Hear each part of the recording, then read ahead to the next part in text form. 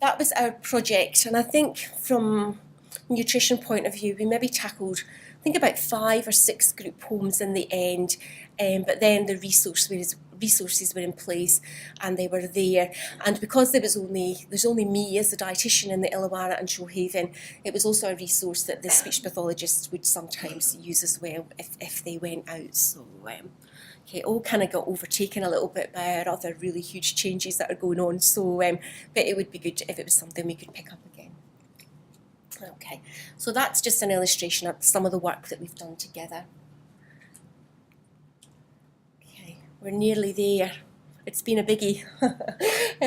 So the last thing I'm going to do is just go through the case study, and that will just illustrate some of the actual dietetic advice that we give when we see people with dysphagia. So this is actually a client with cerebral palsy, classification 5, so fairly severe, and GORD, constipation and epilepsy, all the things that we're used to seeing. So she was 22 and had lived in a group home since she was 18. So she had ongoing feeding issues, weight loss, ongoing issues with positioning. She was at risk of pressure injury, increasing chest infections and periods of illness. But she was also really quite determined that she wanted to enjoy her food and finish at meal times, although she was very slow. And she'd had ongoing dietetic and speech pathology input in the past, and she'd lost weight and she had a really poor fluid intake. So I think this is a picture that's probably not new to any of us in the room, and it's something we're all fairly familiar with. Okay, so where did we go? I just thought I'd let you kind of see how, as dietitians, we would look at that. So we would do our assessment, and we could see from there that person had probably lost about over 20% of their weight in the last 2 years. She was borderline underweight, but it was more the significant weight loss that she'd had in the last couple of years that I was really concerned about. She was actually not too bad. A BMI, probably, you're probably aware in the disability population, we don't always use BMI or ideal heights and weights as a guide. We use more weight loss. I mean, I see some people who are maybe about 35 kilos and they're doing really well at 35 kilos. So we don't always use weight as that kind of ultimate measure. We have to look at everything else that's going on. But it's more weight loss that really is the concern. So the diet history, so she was on mildly thick fluids and a puree diet. So she probably, that sort of half a bowl of porridge, a little bit of lunch, poor fluid intake, little bits of puree, little bits of yoghurt here and there. So not a significant amount at all. The only time that she did eat well was probably in the evening. So when we looked, her requirements were probably about 1,500. I work in calories coming from the UK, about 1,500 calories, 50 grams of protein and about 1,700 mils of fluid. So her fluid intake was less than 1,000 mils, it was probably about 800 mils, and she wasn't meeting her requirements for energy, protein or micronutrients at that intake, and her diet was low in most micronutrients, including iron and vitamin C, magnesium and folate, and she was moderately malnourished, so we would look at sort of scales as to how we diagnose malnutrition, but she was at risk of becoming severely malnourished and dehydrated if this was to keep going on for a long, long time. So what did we do? So we had a joint assessment with Dietetics, speech pathology, the key worker and the manager from the group home, so it's always good to get as many people as you possibly can together for those assessments. So the speech pathology recommendations were made and the mealtime management plan was revised. Sometimes good, just to refresh and to revise what's going on, just to remind people, because we sometimes find that puree diets, if we look at them 6 months on, although they've been recommended, are kind of a bit more minced and moist, things kind of slide as time goes on. So it's really good to have that revision and just those plans put right into place again. So the dietetic recommendations, so we trialled nutritional supplements, and she actually did really well on flavour creation, so some of the little pots that she had, and she did exceptionally well on those, and we were giving recommendations on the number and the usage to meet the recommended intakes. We had to do regular monitoring of weight and food record charts.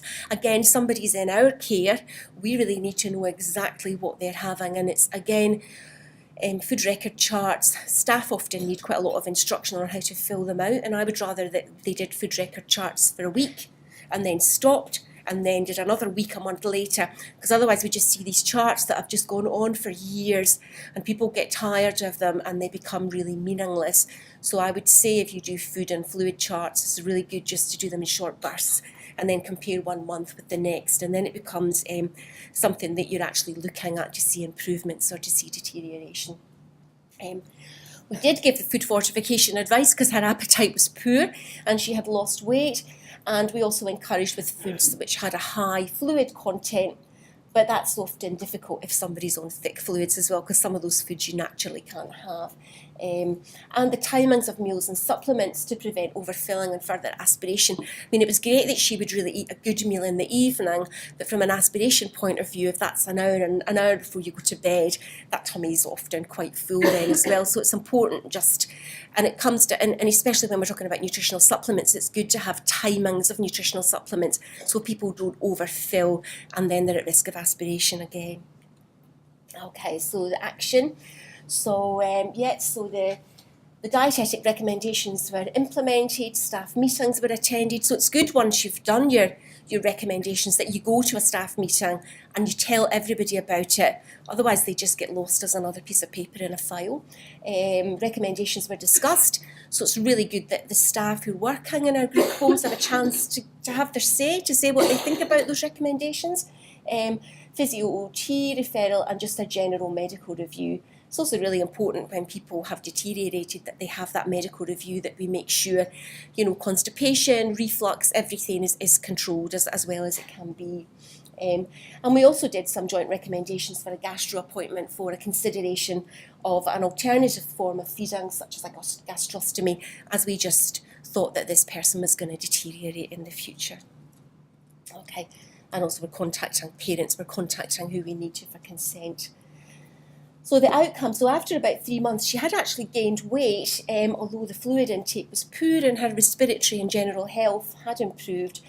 And the decision had been made after a multidisciplinary assessment for a PEG as a backup in times of poor nutrition. So it's really important when people go to their gastro appointments that they have their speech pathology, their dietetic, their physio, their OT, they have everything there at that appointment, and the person who represents that person at that appointment knows that person inside out and knows the recommendations and the plans inside out. Otherwise we can have quite poor decisions made. So plans were made actually for a PEG insertion, but they were actually unable to insert the PEG, and they actually had to plan a surgical gastrostomy instead.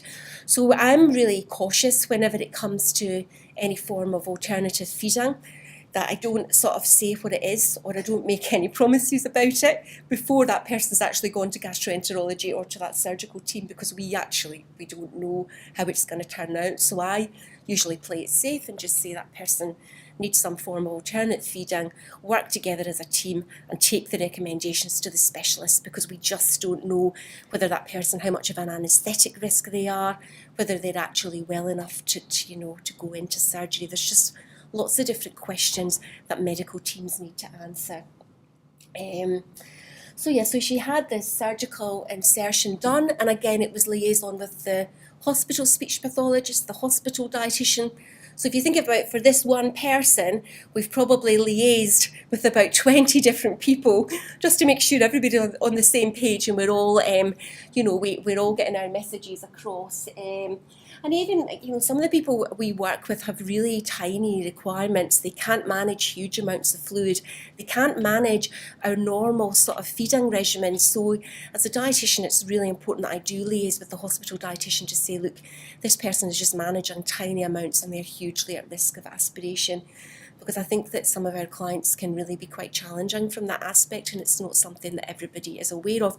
But once they've seen that person, once they've talked about it, you've kind of done your education as well, and you've educated sort of other people in your profession as to the problems that people can have. So we're now using that gastrostomy as a backup for days when intake and fluid intake is poor, although she's still not very keen on it. And we actually did have one episode of reflux with the gastrostomy feed because she'd had some dinner, had some feed, and that, even although it was a relatively small volume, was still too much. So again, even our gastrostomy feeds can be a huge aspiration risk, and as dietitians it's kind of constantly pushing that, just so that all dietitians are aware of that, and everybody else out there is aware of that as well. I think especially from my experience in the area of cerebral palsy, we sometimes think if we can put in a gastrostomy it will resolve the problem, but then we can sometimes find that person is still aspirating with their gastrostomy feed as well, and just managing tiny amounts and not managing to gain the weight that we thought they would. Okay, so the client preference is still for diet, and she enjoys her food, although it takes a long time, and her thickened fluids despite a poor fluid intake. Okay, all right. So just that summary, so just the joint assessment's essential. We need clear, concise plans, we need to involve everybody. Nutritional supplements are needed with clear guidelines, and that recommendations for gastrostomy should really be multidisciplinary. And just as I said, even although people can have that gastrostomy inserted, it's still really at risk of aspiration in some cases, which is a challenge. Okay, phew, I think that's me more or less done. Probably there's time for questions, which I had planned. So I think we've gone through the kind of psychological aspects of food, the presentation, how texture affects nutrition, and then we've looked at how we all work together in our menu planning project, and also looked at some of our medical conditions and challenges.